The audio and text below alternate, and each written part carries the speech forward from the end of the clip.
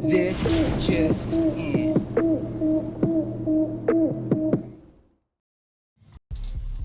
What's up, everyone? Time for a 49ers news update. Thanks for coming by 49ers Cutback. Please like and subscribe to the channel if you haven't already on the push for 5K. And the 49ers have a bunch of news. And, of course, we've been talking about injuries and how those injuries are going to affect this team and who is going to play against the Los Angeles Rams. Well, now there's some news. The San Francisco 49ers, Kyle Shanahan, said on Wednesday that starting quarterback Brock Purdy will not play against the Los Angeles Rams. So it will be Sam Darnold at the helm for the 49ers. Purdy, the starting quarterback, the one player right now that Kyle Shanahan has said firmly will not play in this game. Said he could be available for an emergency situation as the third quarterback. He could dress and be available just in case to go in and hand the football off. But they have no plans whatsoever to have Brock Purdy on the field versus the Los Angeles Rams with a chance for him to potentially get hurt. Of course, he's not the only starting quarterback that won't be playing in that game on Sunday. Of course, the Rams also announced that Matthew Stafford will not be playing in that game. So both quarterbacks will not be playing, which means we're going to have a matchup of Sam Darnold versus Carson Wentz. Exactly what everyone was looking forward to. But this is the luxury that the San Francisco 49ers have found themselves in, a situation where they can rest their starting quarterback and make sure he is healthy, capable, and ready for the divisional round in a couple of weeks. So that's great news for the 49ers as they look to rest players. Christian McCaffrey, of course, will be resting with the calf injury. Eric Armstead will be resting. Ambry Thomas will be out because of the hand surgery. Ross Dwelley continues to miss practice. He's likely out. John Feliciano was a new addition to the injury list. So Feliciano's dealing with a back. When asked about the severity of the injury, Kyle Shanahan said it did not seem serious and that they were just being precautious. So there is still a hope that John Feliciano will be capable of playing against the Rams. 49ers have got to try to figure out who to rest there. And, of course, they would love to rest Trent Williams, but you have to make sure you have enough players healthy and available to help along that offensive line, which is good news because Jalen Moore is back at practice. He has progressed through the concussion protocol, and he is on track to be potentially available to play on Sunday. He has not been fully cleared yet, but at some point he could be fully cleared, and then that would mean the 49ers would have an extra offensive lineman to be able to count on against the Rams. So that could mean less playing time for Trent Williams or no playing time for Trent Williams, which I think is ultimately what the 49ers would like to do. So Jalen Moore progressing through concussion protocol is absolutely huge for this team. Juwan Jennings is also progressing through concussion protocol. He returned to practice today, and the likelihood is he'll be available for the game versus the Rams as well, meaning he could get some significant snaps while the usage of Brandon Ayuk and Deebo Samuel goes down. So the 49ers getting two key players back as far as depth. Juwan Jennings, we know how significant he is to the team blocking and converting on third down, but he's going to take some meaningful snaps in this football game against the Rams. So two big gets for the 49ers as they get a couple of guys back for this matchup, which allows them to rest players that are starters. So that's good news for the 49ers. Safety Tashaun Gipson was another player that was added to the injury list. And with Gibson's case, he's dealing with a quad injury. And the quad injury is a strain. Kyle Shanahan said that will keep him out 7 to 10 days, meaning the likelihood that the 49ers will have Tashaun Gipson against the Rams is not good. That means as of right now, the 49ers will have potentially one safety in Logan Ryan, the other being Isaiah Oliver that is continuing to transition from playing nickel corner to playing safety. So 49ers could be ultra thin at the safety position heading into the game against the Rams, which means they don't have Eric Harris. He is out of elevations from the practice squad. They could add him to the 53-man roster for this one game, but that means that they would have to cut somebody else and lose one of their other players. The likelihood is the 49ers will elevate a safety, meaning there's less elevations to go around.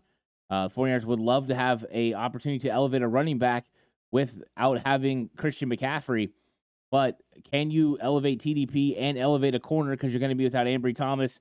The whole thing is going to get very dicey and very interesting. 49ers have to figure out which areas they can elevate. It's likely that it's going to be safety with Taylor Hawkins and potentially running back with Ty Davis-Price. But we'll see what happens when the 49ers have to make those declarations on Saturday with who they're going to elevate. But until then, they have to figure out how to get some depth for Tashaun Gipson. Do they have an answer already on the active 53-man roster? Or do they going to have to reach to their practice squad with Taylor Hawkins? Running back Elijah Mitchell missed practice. Another reason you might have TDP available. It's not because of an injury, though. Elijah Mitchell missed practice because he's dealing with illness. And we saw the illness bug kind of go through a couple of players on the 49ers last week, including fellow running back Jordan Mason. So it could be one of those things where Elijah Mitchell got sick because he shares the same meeting room with Mason. So that'll be monitored during the week, but the likelihood is Elijah Mitchell will be capable, ready, and able to play in the game on Sunday. Safety Jer Brown continues to deal with the knee injury.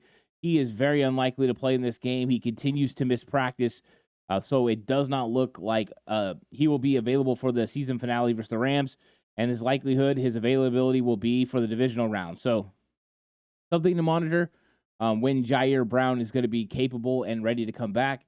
49ers could desperately use another safety with all the injuries that they're dealing with. The good news is Gibson's injury is not significant. Logan Ryan played pretty good last week, and Isaiah Alvarez continued to transition from playing nickel corner to playing safety.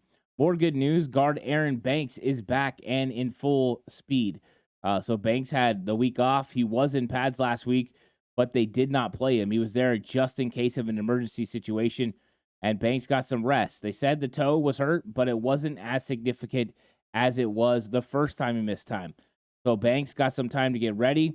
He'll be available and ready to play in this game against the Rams, and then he'll be looking forward to getting a couple weeks off and being as close to full speed as he could be when the 49ers play in the divisional round. That's good news.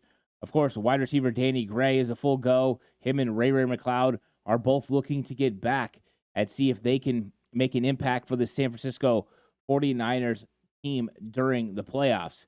The 49ers could definitely use Ray McLeod to help with the return game, and Danny Gray could be a much-needed increased ability to get down the field and create a vertical threat that the 49ers maybe don't have in other areas. You know you can get some of your guys down the field, but when it comes to being a vertical threat, Danny Gray is more impactful than a player like Ronnie Bell, for instance, because of his speed. So we'll see what the 49ers have to do with Danny Gray.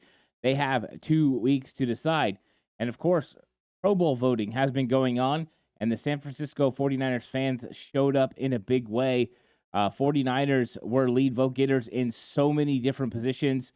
It was really impressive. Brock Purdy, the number one vote getter as far as fan voting, over 441,000 votes. Christian McCaffrey, number 2, 429,000 votes.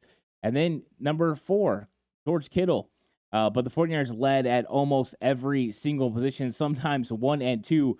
Fred Warner, Dre Greenlaw, 1 and 2 at linebacker. Defensive tackle, Armstead and Hargrave, 1 and 2 there. Trent Williams, number 1 at tackle. Aaron Banks, number 1 at guard. Jake Brendel, number 1 at center. It was just a who's who of 49ers players at several key positions, including defensive end, where you saw Nick Bosa and Chase Young 1 and 2. So congratulations to the 49ers who have been nominated for the Pro Bowl. The Pro Bowl team will be announced soon. And, of course, I'll bring that news and information to you. So just like always, please like and subscribe to the channel on the push for 5K. And more news will be coming your way. Stay tuned to the channel for more content. There's going to be plenty of stuff coming this week, from looks at the Rams to getting prepared with a game preview show and talking about, hey, should we rest these players or should we play these players? I think it's a fun conversation. It's going to be a great week. Hope you guys will continue to come by the channel. Till then, stay safe. And remember, the right way is always the 49ers.